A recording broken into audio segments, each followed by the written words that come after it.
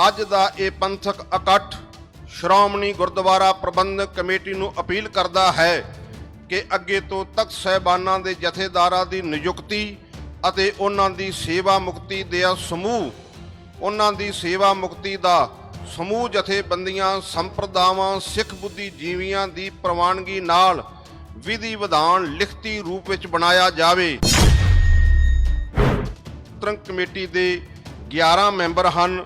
ਉਹਨਾਂ ਨੂੰ ਅਪੀਲ ਕਰਦਾ ਹੈ ਕਿ ਉਹ 17 ਤਰੀਕ ਨੂੰ ਪਹਿਲਾਂ ਵਾਲੇ ਜਥੇਦਾਰਾਂ ਦੀ ਸੇਵਾ ਬਹਾਲੀ ਕਰਨ ਅਤੇ ਨਵੇਂ ਜਥੇਦਾਰਾਂ ਦੀ ਨਿਯੁਕਤੀ ਨੂੰ ਰੱਦ ਕਰਨ।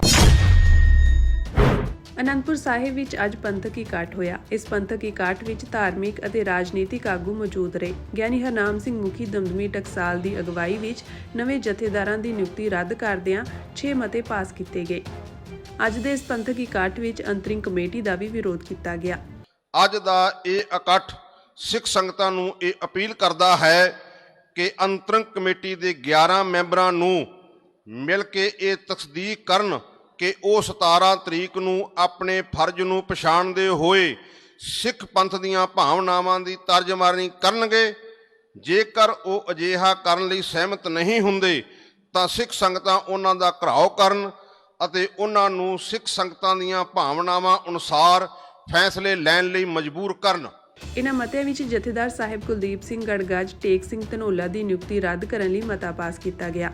ਅੱਜ ਦਾ ਇਹ ਪੰਥਕ ਇਕੱਠ ਭਾਈ ਕੁਲਦੀਪ ਸਿੰਘ ਗੜਗੱਜ ਜੀ ਦੀ ਸ਼੍ਰੀ ਅਕਾਲ ਤਖਤ ਸਾਹਿਬ ਜੀ ਦੇ ਕਾਰਜਕਾਰੀ ਜਥੇਦਾਰ ਅਤੇ ਤਖਤ ਸ਼੍ਰੀ ਕੇਸਗੜ੍ਹ ਸਾਹਿਬ ਜੀ ਦੇ ਜਥੇਦਾਰ ਵਜੋਂ ਕੀਤੀ ਗਈ ਨਿਯੁਕਤੀ ਨੂੰ ਰੱਦ ਕਰਦਾ ਹੈ।